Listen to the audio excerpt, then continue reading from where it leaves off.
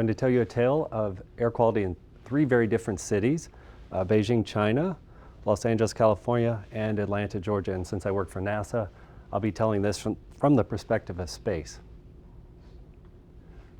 This is a satellite image of northeastern China, and you can see this thick smog enveloping the entire area, and including the city of Beijing, China.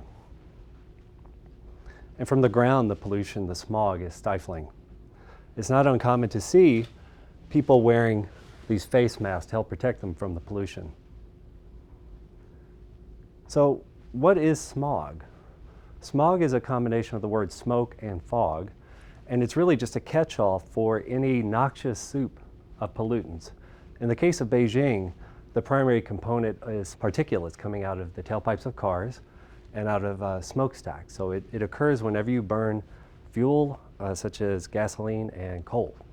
And the problem with these particulates is that when we inhale them, they can go deep into our lungs, and they're toxic, and they can embed themselves into the lining of our lungs. And the smallest of these particles can actually enter our bloodstream. Okay, here's an image of the Forbidden City, one of Beijing's top tourist attractions. And this is on a clear day, and this is on a horribly polluted day. So I would rather be a tourist on the clear day here. Now on the polluted day, the levels of pollutants can be 10 times greater than what's considered hazardous, and 40 times greater than what's considered to be healthy. Okay, now the Chinese government has developed their own air quality index, similar to the one that we have in the US. And they developed, or they created these cartoon characters to convey the daily air quality index to the Chinese people, and they call these the Shanghai Girls. The Shanghai Girls become increasingly distressed as the AQI goes up, as the pollution worsens.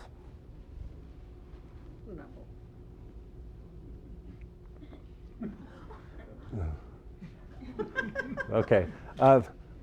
You wouldn't be surprised to hear that this is not an official Shanghai Girl.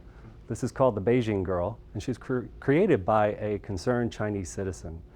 And this citizen was concerned because these levels are above the highest level of the air quality index. And in these situations, this air quality is considered to be beyond index. So why is China so polluted? Well, in the last several decades, they've undergone an industrial revolution. And this has been fueled by China's cheap and abundant coal. And along with this industrialization, there's been an increase in urbanization as well as the standard of living. So the Chinese people are manufacturing more goods and they're consuming more goods. But more importantly, they are exporting many of these goods, and they're considered to be the world's manufacturing hub.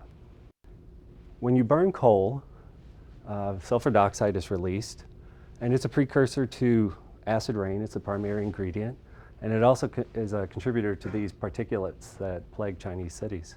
Here's a representation of satellite data of sulfur dioxide, and you can see it's pretty high over much of China, and it's highest here in this region and that region where there's a high density of power plants.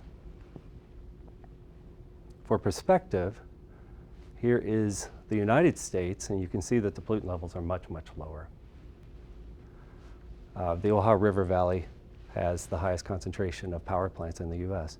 And it's much lower in the US because it's required by law for these power plants to operate scrubber technology. And these scrubbers literally scrub or remove the SO2, or the sulfur dioxide, from the effluent of the power plant before it's released to the atmosphere. The problem here is this scrubber technology is incredibly expensive to operate. So places like China and India simply can't afford to. But it wasn't so long ago that pollutant levels in the US were very high, and some of the most polluted cities in the world were in the US. And Los Angeles was the poster child for this. And you can see in this image, which is not a satellite image, it's actually a photograph from NASA's Skylab space station in 1973, you can see this thick smog in the Los Angeles basin. The first smog event, major smog event, occurred in 1943 during World War II. And the residents of LA initially thought they were under attack by a foreign power. And this is because the smog was stinging their eyes, burning their throats, and there was an odd bleach-like odor.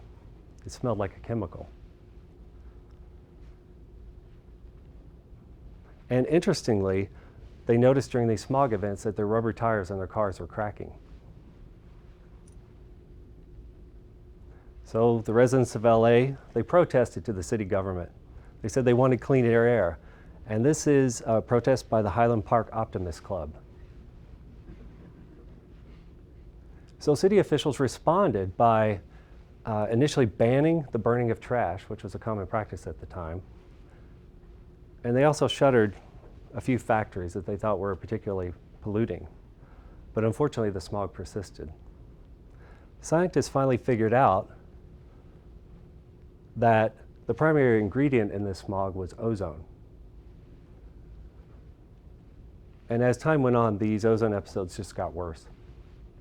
Here's an example of 1955 and 1956. All the days listed here had ozone levels above 500 ppb. That's an incredible level. And on this one horrible day, September 13th, it was as high as 900 ppb, and that's 15 times acceptable levels. Just for reference, from personal experience, I actually experienced 350 ppb quite by accident in a lab one time. I was working with a chemical instrument that generated ozone internally to the instrument, and unknown to me, a hose cracked and was allowing this ozone to build up in the lab. And at first my eyes were stinging, my throat was burning, and finally, when I smelled this chemical odor, this bleach-like odor, I knew it was ozone. So I took a quick reading, and it was only 350 ppb. I can't imagine what it would feel like to experience 500 ppb regularly and 900 ppb for hours on end. Okay, so the question still remained, where was this ozone coming from? The scientists figured out it wasn't coming from tailpipes and smokestacks, so it wasn't directly being emitted. Instead, it was being generated in the smog itself. So here, today we know that there are three primary ingredients necessary to form these unhealthy levels of ozone in an urban environment. The first, sunlight, that drives these chemical reactions that provides energy. And of course, LA is in sunny California. The second is a family of compounds called nitrogen oxides, and they are generated whenever coal and gasoline are combusted, so it comes out of tailpipes and smokestacks. The third ingredient are volatile organic compounds, and they primarily come out of the tailpipes of cars and out of some factories. And if you've ever smelled gasoline or paint fumes, you smell VOCs. They're very common. There are literally thousands of these in the urban environment.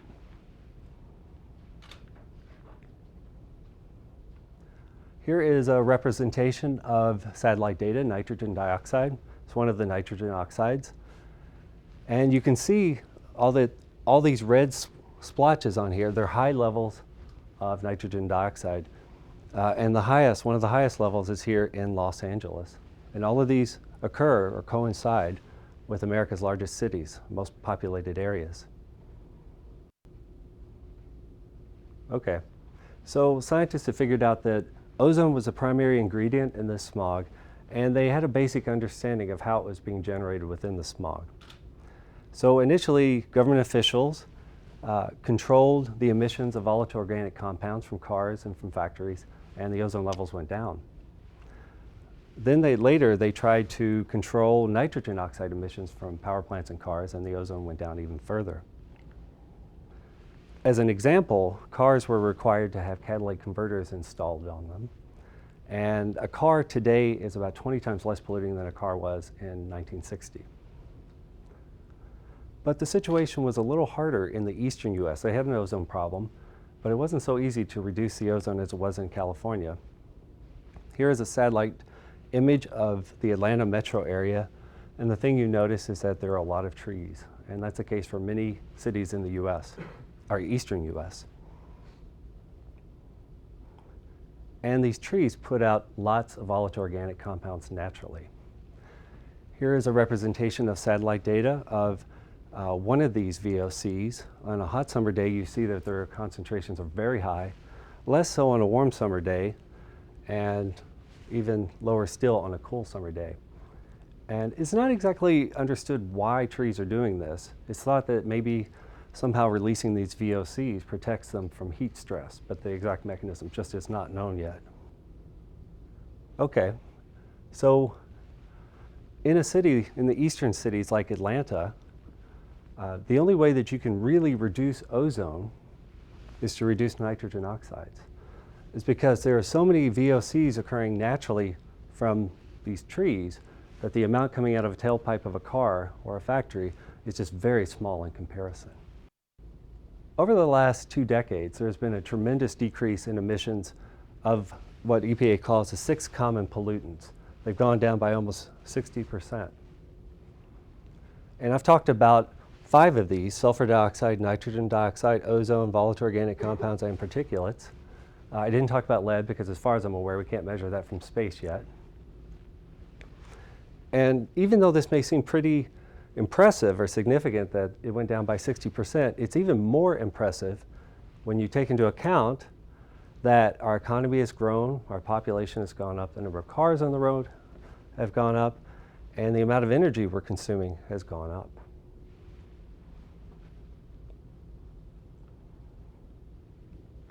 And we can see this from space, this major decrease in emissions just in the last decade. Here's a representation of nitrogen dioxide, one of the nitrogen oxides, in 2005 and 2011, and the concentrations went down by 30 to 40% just over that time. Sulfur dioxide, a similar story. Emissions went down by anywhere from like 50 to about 90%. So this has been a real success story. But the job isn't done yet because about 120 million Americans still live in areas with poor air quality. So we need to keep reducing our emissions.